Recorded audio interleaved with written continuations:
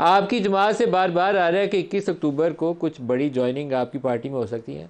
काफ़ी नाम है, शेख रशीद हैं, कई और जी लोग हैं। बिल्कुल। कोई उनमें से भी कोई आएगा इस्तेकाम पाकिस्तान में, पीटीआई में से? महमूद मौलवी साहब, क्या ये जो पाकिस्तानी सियासत के अंदर एक भूचाल वाली कैफियत है, कभी धरना हो रहा है डी चौक के अंदर पार्लिमान के सामने, कभी फैज़ाबाद में हो रहा है, कभी शहर लॉकडाउन हो रहा है, ये आपके दौरे हुकूमत था पीटीआई का, उस वक्त ये सारा कुछ हो रहा था।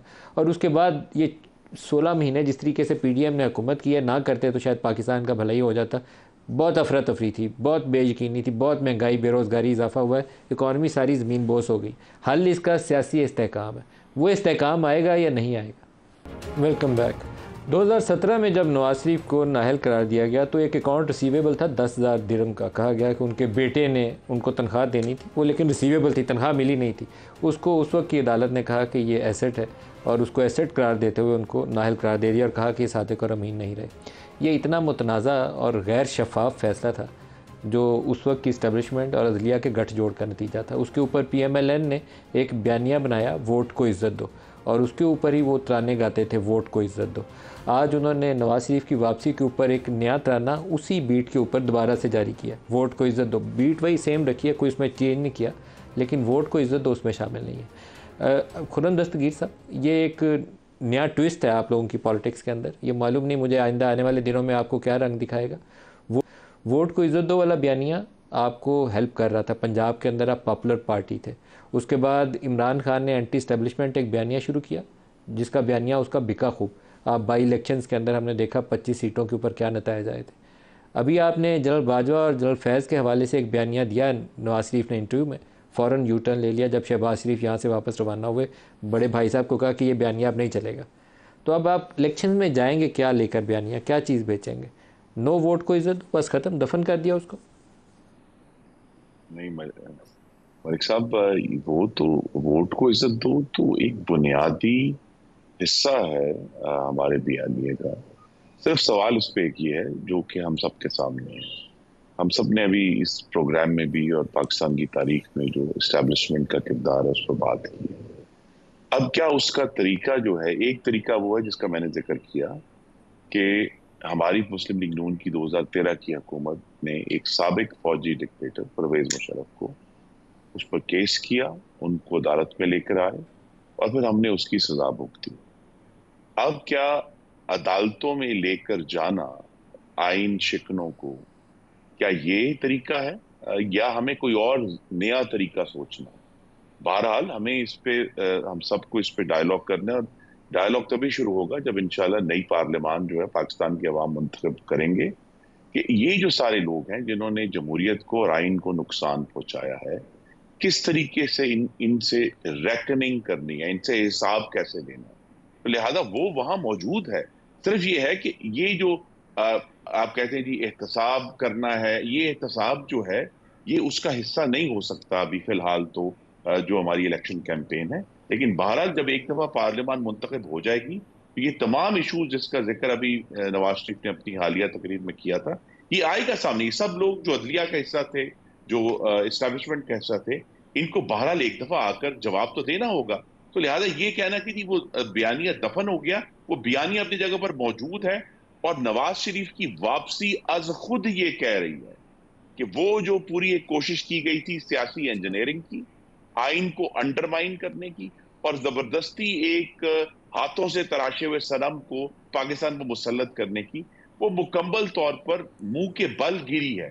तो लिहाजा उसके वो ये उसका रिएक्शन है, ये उसका नतीजा है कि वो शख्स जिसको निकाला गया था वो आज फिर आ रहा है और इंशाल्लाह वो आकर जो जमहूरियत का, जिसका मैंने कहा कि अलम जो है उन्होंने बुलंद किया, रवादारी का और दूसरों को जगह देने का। ये और बात है कि सजा हम सब ने भुगती है, उन्होंने सबसे ज्यादा उन्होंने और उनके खानदान ने भुगती है कि वो अपने वालिद को, अपनी वालदा को और अपनी अहलिया को कब्र में महमूद नहीं मौलवी उतार साहब से भी सके। पूछ लें। हाँ महमूद मौलवी साहब, क्या ये जो पाकिस्तानी सियासत के अंदर एक भूचाल वाली कैफियत है, कभी धरना हो रहा है डी चौक के अंदर पार्लिमान के सामने, कभी फैज़ाबाद में हो रहा है, कभी शहर लॉकडाउन हो रहा है, ये आपके दौरे हुकूमत था पीटीआई का, उस वक्त ये सारा कुछ हो रहा था।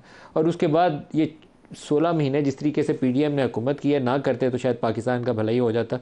बहुत अफरा तफरी थी, बहुत बेयकीनी थी, बहुत महंगाई, बेरोज़गारी, इजाफा हुआ है, इकॉनमी सारी ज़मीन बोस हो गई। हल इसका सियासी इस्तेहकाम है। वो इस्तेहकाम आएगा या नहीं आएगा? देखें, अभी जो मेरे भाई खुर्रम अजीज साहब जो है, जो मेरे ख्याल से जो बयानिया इन्होंने दिया, बड़ी अच्छी बातें की कि जी उन सब का हिसाब होगा, हम हुकूमत में आएंगे, आते ही उन सब का हिसाब होगा। इस बयानियों को सुनने के बाद तो मैं अपना स्टेटमेंट को रिकन्फर्म कर रहा हूँ कि इस बयानिया को लेके जब ये माशाल्लाह से चल रहे हैं, तो इसको मद्देनज़र रखते हुए नवाज़ शरीफ साहब प्राइम मिनिस्टर नहीं बनेंगे। ये बयानिया छोड़कर ही बनेंगे, इसीलिए उन्होंने दोबारा इंटरव्यू देने के बाद दोबारा दोहराया नहीं है। हाँ, क्योंकि देखें ना, अभी खुर्रम साहब कह रहे थे कि जी हम आके एहतसाब करेंगे पूरे सबका, मतलब जो इस चीफ़ का, फलाने चीफ़ का, ये सब का हिसाब करते। देखिए, हम एक से आगे क्यों नहीं जाते? हम सिर्फ़ और सिर्फ हिसाब किताब में ही पड़े रहेंगे या इस मुल्क को हमको लेके आगे जाना है? आज ये इंटीरियम गवर्नमेंट जो इस हिसाब से चला रही है, कितनी खुशनुमी से ये चला रही है। आज जो काम ये कर रहे हैं, हम जो इलेक्टेड हुकूमतें नहीं कर सकती। आप ये देखें, डॉलर एक दिन के ले गया, उसको कंट्रोल कर रहे हैं, महंगाई को कंट्रोल कर रहे हैं, डीजल की कीमतें नीचे आ गई, स्मगलिंग नहीं, ये केयर टेकर्स नहीं, इसका क्रेडिट इस वक्त की एस्टेब्लिशमेंट को जाता है। ये इस वक्त की एस्टेब्लिशमेंट को इसका क्रेडिट तो मैं एस्टेब्लिशमेंट की तो बात कर रहा हूँ। देखिए इंटीरियम गवर्नमेंट को, वही मैं कह रहा हूँ, एस्टेब्लिशमेंट को क्रेडिट जाता है। तो फिर अगर एस्टेब्लिशमेंट को क्रेडिट जाता है, तो हम फिर आज बैठ के एस्टेब्लिशमेंट को अभी से अगर हम बुरा भला कहना शुरू करेंगे कि देखिए कहीं ना कहीं लाइन खींचे, और मेरे ख्याल से कोई मिली जुली हुकूमत ऐसे कोई सिस्टम लेके आए कि एस्टेब्लिशमेंट का भी इसके अंदर कोई जो है अमल दखल हो, ताकि ये उतरना और सर वो अमल दखल अनलिखा हुआ हमेशा होता है सर, अनलिखा हुआ हमेशा होता है, बड़ा ताकतवर अमल दखल होता है सर। एक लाइन में क्या मुझे बता सकते हैं? आपकी जमात से बार बार आ रहा है कि 21 अक्टूबर को कुछ बड़ी ज्वाइनिंग आपकी पार्टी में हो सकती है। काफ़ी नाम है, शेख रशीद हैं, कई और लोग हैं, कोई उनमें से भी कोई आएगा इस्तेकाम पाकिस्तान में, पीटीआई में से?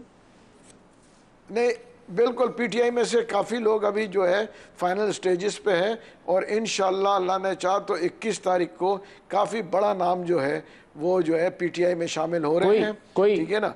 और कोई एक हिंट दे हमें, शेख साहब हैं या कोई और है? मैं पंजाब से हैं, मैं आपको बता दूं, पंजाब से हैं, और काफ़ी मतलब सीनियर रावलपिंडी से हैं पीटीआई के।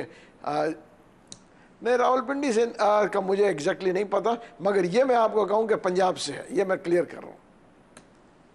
चलें, बेस्ट ऑफ लक। पंजाब के अंदर ही मैदान सजना है, वहाँ से जो पार्टी अक्सरियत हासिल करेगी, देखिए हुकूमत ही पंजाब बनाती है। देखिए खुर्रम दस्तगीर खान साहब, महमूद मौलवी साहब और सलमान अकरम राजा साहब, सबका बहुत शुक्रिया। इजाज़त दीजिए, अल्लाह हाफ़िज़।